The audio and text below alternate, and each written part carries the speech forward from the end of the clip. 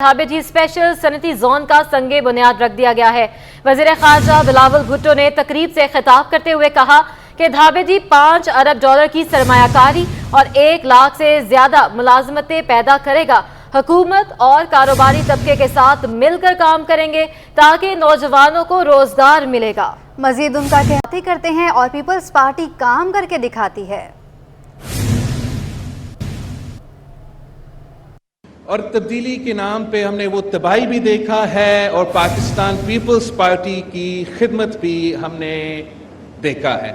और आपने साबित कर लिया कि बाकी तो बातें करते हैं, पाकिस्तान पीपल्स पार्टी करके दिखाती। जब सदर जरदारी ने चीन को ग्वादर पोर्ट हवाला कर दिया था और सी पैक की बुनियाद रखा था, तो उस वक्त भी हम तनकीद का निशाने पे थे कि सदर जरदारी साहब ने सदर होते हुए इतने सारे ट्रिप्स जो है वो चीन के किए हैं और क्या जरूरत था। मगर उस 9 या 10 दौरे के नतीजे में पाकिस्तान को चाइना पाकिस्तान इकोनॉमिक कॉरिडोर का तोहफा मिला। हमने जो पब्लिक प्राइवेट पार्टनरशिप का कॉन्सेप्ट है वो शहीद मोहतरमा बेनजीर भुट्टो ने, जो पाकिस्तान पीपल्स पार्टी का मैनिफेस्टो था, उसमें पब्लिक प्राइवेट पार्टनरशिप का कॉन्सेप्ट पाकिस्तान में मुतरफ करवाया गया। जब ये स्पेशल इकोनॉमिक जोन चलेगा तो 1,50,000 रोजगार के मौके यहाँ के नौजवानों को मिलेगा।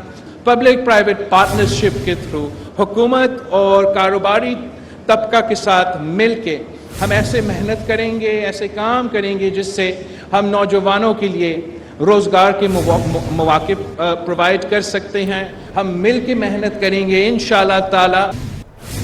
धाबेजी स्पेशल सनती जोन के इफ्तिताई तकरीब से खिताब करते हुए कहा कि कराची समेत पूरे सिंध में तरक्की हो रही है। सी पैक का मंसूबा सिर्फ सड़कें बनाना नहीं था, सी पैक में सिर्फ सड़कें और पावर सेक्टर में सरमायाकारी नहीं थी। सी पैक में इंडस्ट्रीज भी हैं।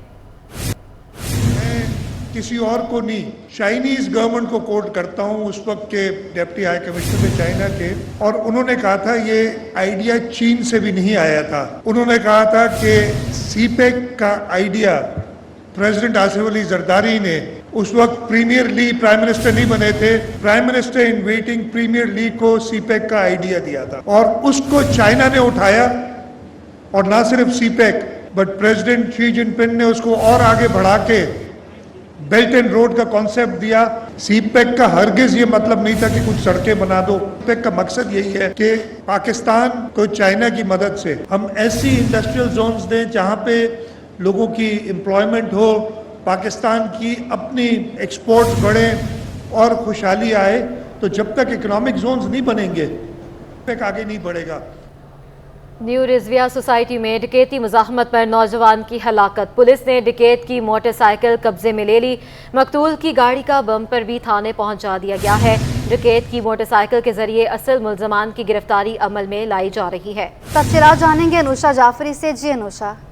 बिल्कुल, न्यू रिजविया सोसाइटी में नौजवान हसनैन नामी शख्स की हलाकत का जो मामला है, डकैती मजम्मत पर यह वाकया अब पेश आया था। इस वक्त हम सचल थाने में मौजूद हैं। मेरे कैमरामैन आपको दिखाएंगे, ये वो मोटरसाइकिल है जो कि डकैत की मोटरसाइकिल है।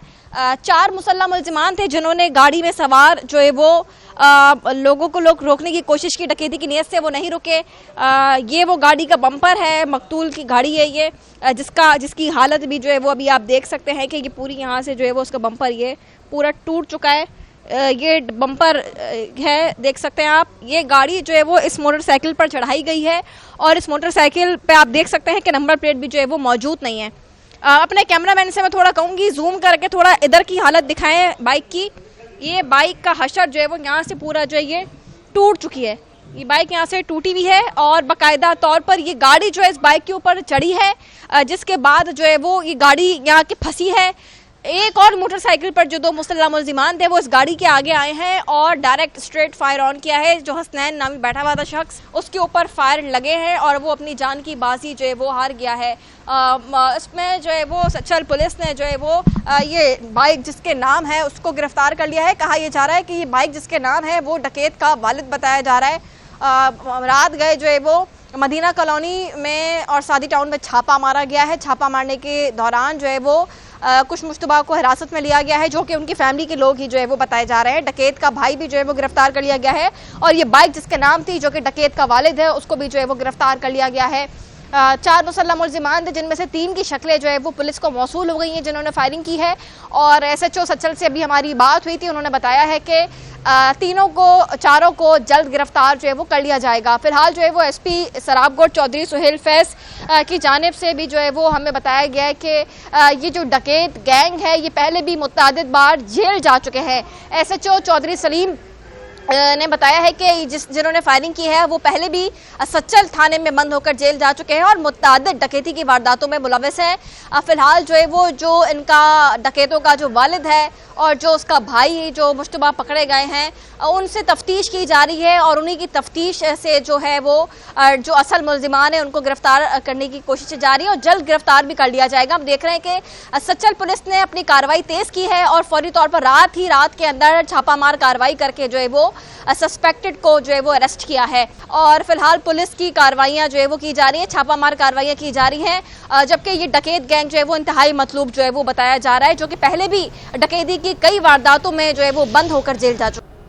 अब आपको बताएं कि थर का कोयला मुल्क की तकदीर बदलने जा रहा है। थर के कोयले से सस्ती बिजली बनने से दरामदी ईंधन के बिल में नुमायां कमी होगी। सिंध एंग्रो कोल माइनिंग से लकी सीमेंट के कोयले की प्लांट के लिए मुआहदा तय हो गया। मकामी कोयले से मजीद 650 मेगावाट बिजली कौमी ग्रिड में आने से सस्ती बिजली का हसूल मुमकिन हो सकेगा। मजीद तफला जानने के लिए बात करेंगे हमारे नुमाइंदे अशरफ खान से। जी अशरफ।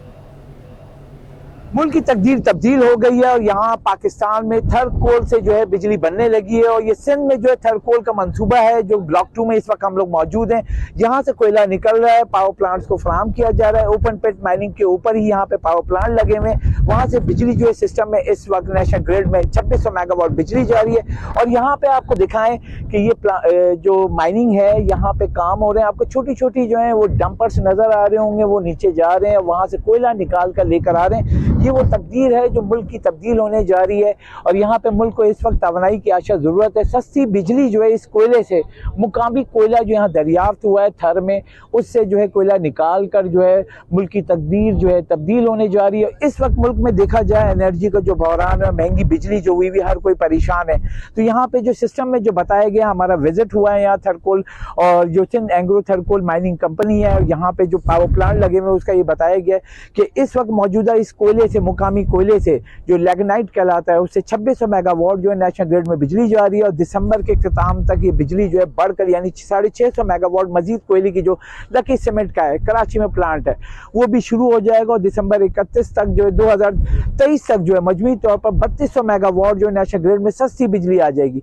हम बिजली की अगर वैल्यू देखें तो सबसे सस्ती बिजली अगर देखा जाए कोयले से वो तकरीबन 15 रुपए जो फी यूनिट पड़ेगी और उसके बाद ये जितनी ज़्यादा बिजली बनेगी उससे के बाद आगे नेशनल ग्रिड में जो सिस्टम में बिजली महंगी जो जाती है उसमें सस्ती बिजली शामिल होगी तो आवाम को इसकी सहूलत का फायदा होगा। यहाँ सिंध गवर्नमेंट के भी यहाँ पे बताएंगे कि 56% जो है यहाँ पे उसका शेयर है और यहाँ पे तमाम तर सहूलत जो है Sindh agro coal mining company को दिया हुआ है। ये थर कोल जो मंसूबा है ये मुल्क की तकदीर यानी गेम चेंजर कहा जा रहा है और ये सीपैक के अंडर में आता है और यहाँ पे मजमूई तौर पर बताएं कि सीपैक मंसूबे को भी 10 साल मुकम्मल हो रहे हैं और 10 साल पहले जो सीपैक आया था वो मुल्क की तकदीर बदलने के लिए आया था। रोड नेटवर्क के साथ तवानाई के मंसूबे भी लगाए गए थे, यहाँ पे भी पावर प्लांट लगे हुए हैं। ब्लॉक 1 ब्लॉक 2 को मिला के मजमूई तौर पर 2600 मेगावाट बिजली जो है सिस्टम में शामिल हो रही है।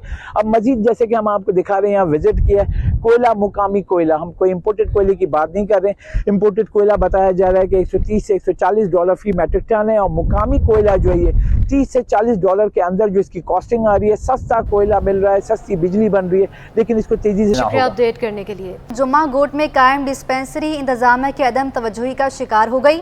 डिस्पेंसरी भी भूत बंगले का मंजर पेश कर रही है। डिस्पेंसरी के गेट पर झाड़ियां भी मौजूद हैं। तफसीलात बताएंगी राबिल अशरफ। जी बिल्कुल, जुम्मा गोट के रिहायशी बुनियादी सेहत की सहूलियात से महरूम है। इस वक्त हम आपको रिपोर्ट कर रहे हैं जुम्मा गोट में कायम एक डिस्पेंसरी से, जहां की हालत आप देख सकते हैं कि यहां से अंदर आना कितना मुश्किल है कि यहां पर जो है रास्ते में ही झाड़ियां बिछी हुई हैं। साथ ही साथ यहां से हमारे लिए अंदर आना इतना मुश्किल है, ना ही यहाँ पर कोई अमला मौजूद है, ना ही कोई ऐसी सहूलियात मौजूद है जिसको कहा जा सके डिस्पेंसरी। यहाँ पर आप ये देख सकते हैं कि हाजी पंजाब बलोच जो इफ्तिताह यहाँ पर हुआ था उसके बाद से ये डिस्पेंसरी की हालत इस तरह हुई है कि उसके बाद से यहाँ पर कोई ऐसा काम नहीं हुआ। काफ़ी टाइम को यहाँ पर इलाका मकीनों से भी हमने बात की, उनका ये कहना है कि काफ़ी टाइम से ये डिस्पेंसरी जो है इसी तरह बंद है। और साथ ही साथ यहाँ पर आप रूम्स देख सकते हैं कि यहाँ की जो हालत है, यहाँ पर कचरे का अंबार लगा हुआ है, जाले यहाँ पर लगे हुए हैं, दीमक लगी हुई है साथ ही साथ यहाँ पर, जबकि यहाँ पर ऐसा लगता है कि कभी कोई आया ही नहीं यहाँ पर काम करने, या इंतजामिया की जानिब से कोई एक्शन ही नहीं लिया गया कि यहाँ पर जो है कोई काम किया जा सकते हैं। छतों की हालत आप देख सकते हैं कि छतों की हालत इस कदर खस्ता हाली का शिकार है, जबकि बल्कि सामने जो आप जली हुई जो दीवार देख सकते हैं वहाँ पर भी ऐसा लगा सकता है कि यहाँ पर जो है आवाम का जो है कोई यहाँ पर कभी आना ही नहीं हुआ। और साथ ही साथ यहाँ पे दीमक लगी हुई है। तो यहाँ पर 2 कमरे से 3 कमरे यहाँ पर हैं, जबकि दूसरा जो कमरा है वहाँ पर छोटी छोटी चिंदियाँ वगैरह पड़ी हुई हैं कपड़ों की, या फिर ऐसा लगता है कि शायद नशे के जो 2 आदि अफराद होते हैं वो यहाँ पर अपना मरकज़ बना के रखते हैं। और साथ ही साथ यहाँ पर भी जो है आप दूसरा कमरा भी देख सकते हैं कि इसी तरह यहाँ पर जो है सिगरेट्स वगैरह की और जली हुई चीज़ें पड़ी हुई, इसका अंदाज़ा यही लगाया जा सकता है कि यहाँ पर नशे के आदि अफराद ने जो अपना मस्कन बनाया हुआ है। हमारे साथ इलाका मकीन भी यहाँ के मौजूद है, इनसे भी मज़ीद जान लेते हैं कि भाई मुझे ये बताइएगा कि ये डिस्पेंसरी जो है कब से बंद है और क्या सहूलियात यहाँ पर हैं, कभी अमला आया बनने के बाद से या नहीं? मैडम, ये तकरीबन बनने के बाद 20 साल तक तो चली है। उसके बाद फिर वो डॉक्टर भी एक आता था या 2 दिन की छुट्टी कर लेता था। ये मोहतरम हाजी शफी जामोद साहब के हाथों का इफ्तिताह हुआ है। और ये जगहें जो हमारे बड़ों ने डोनेट की थी गवर्नमेंट को कि भाई हमारी सहूलत के लिए इधर कुछ बनाओ, गवर्नमेंट ने बना के छोड़ दिया। फिर हमारे MPA MNA वगैरह जो आते रहे, उन्होंने कोई तवज्जो नहीं दी। जी बिल्कुल, जैसे कि आपने सुना हमारे साथ इलाका मकीन मौजूद है, उनका यही कहना है कि ये 20 साल से इस डिस्पेंसरी की यही हालत है। आप भी यहाँ पर देख सकते हैं कि जो है झाड़ियाँ फैल गई हैं, बिल्कुल ही भूत बंगले का जो है वो मंजर पेश कर रही है। यहाँ से अंदर आना कितना मुश्किल है कि आवाम जो है यहाँ पर डिस्पेंसरी में आए तो आए कैसे, जब यहाँ पर झाड़ियों का पूरा लपेट में है। साथ ही साथ यहाँ पर जो गेट है वहीं पर बिल्कुल झाड़ियाँ लगी हुई है, जिसकी वजह से हमारा यहाँ से अंदर आना मुश्किल हो गया। तो आप खुद सोच सकते हैं कोई अगर मरीज़ यहाँ पर आता है या कोई और आएगा तो कितना उनके लिए मुश्किल हो जाएगा, क्योंकि यहाँ पर ना ही कोई अमला मौजूद है, ना ही डॉक्टर मौजूद है। बल्कि उनका कहना है कि जब ये स्टार्ट हुई थी तो ये बहुत अच्छे से फाल रही, लेकिन उसके बाद से जब से ये बंद हुई उसके बाद से किसी की मरम्मत नहीं कराई जा सकी किसी भी इंतजामिया की जानिब से। जी, लियारी मिर्जा आदम खान रोड पर सीवरेज का निज़ाम दरहम बरहम हो गया। पानी जमा होने से ट्रैफिक रॉन्ग वे जाने लगा है। लेबर काउंसलर सर्वे करने पहुंच गए, मसला हल कराने को यकीन दहानी करवा दी है। तफसीलात बताएंगे जवाद आसिफ। जी बिल्कुल, कराची में सेवरेज का निज़ाम वो इंतहाई बोसीदा हो चुका है। बेशतर इलाके जो हैं वो इंतहाई बोसीदा सेवरेज के निज़ाम का शिकार हैं। अगर हम लियारी की बात करें तो लियारी में भी हमें ऐसी सूरत हाल मिलती है। मेरा कैमरामैन आपको दिखा सके, इस वक्त मैं मौजूद हूँ मिर्ज़ा आदम खान रोड पर। ये UC 3 है। इसका अगर आप ये सड़क देखें तो यहाँ पर जो है वो सेवरेज का निज़ाम दरहम बरहम है। यहाँ पर जो है वो गंदा पानी भी पड़ा है, नाला भी खुला हुआ है, जिसकी वजह से इस सड़क से ट्रैफिक जो है वो बिल्कुल रुक चुकी है। और अब जो सामने वाली सड़क है इसके बराबर वाली वो 2 रोया सड़क जो है वो बन चुकी है। अब जो यहाँ की ट्रैफिक है वो वहीं से रॉन्ग साइड पे जा रही है। तो इस वक्त मेरे साथ UC 3 के लेबर काउंसलर फराज अली मौजूद हैं। हम इनसे ही जानते हैं। फराज साहब, फरमाइएगा कि लियारी का मकीन हम देखते हैं काफ़ी महरूम रहे, अब आप लोगों ने हल भी उठा लिया, तो कब ये मसला हल करने जा रहे हैं? देखिए, अल्हम्दुलिल्लाह, सबसे पहले अस्सलाम वालेकुम, आपकी मेहरबानी। हम तो इत्तफाकन आपसे मिले हैं। हम जैसे पहुंचे तो आप यहाँ मौजूद थे, तो हम यहाँ आए काम करने के लिए। देखिए, ये मसले हमारे सामने मौजूद थे, लेकिन हमारे पास इख्तियारात नहीं थे उस तरह। ठीक है, अभी इख्तियारात आए अल्हम्दुलिल्लाह। कल ही की बात है, कल हमने डिप्टी मेयर सलमान अब्दुल्ला मुराद से रब्ता करके हमारे चेयरमैन UC 5 शाहिद हुसैन बलोच ने जैसे ही रब्ता करके फ़ौरन ही आज KMC की टीम यहाँ पहुँच चुकी है, सर्वे की है। ठीक है, सर्वे करके ही इंशाल्लाह कल से ये मामला नाले की सफाई वगैरह शुरू हो जाएंगी। तो उनसे हमने डायरेक्ट रब्ता किया। अल्हम्दुलिल्लाह डिप्टी मेयर सलमान मुराद ने पॉजिटिव रिस्पॉन्स दिया हमें, और फ़ौरन ही हमारे खिदमत के लिए। तो आप कह रहे हैं कल से ये मसला हल हो जाएगा, तो शहर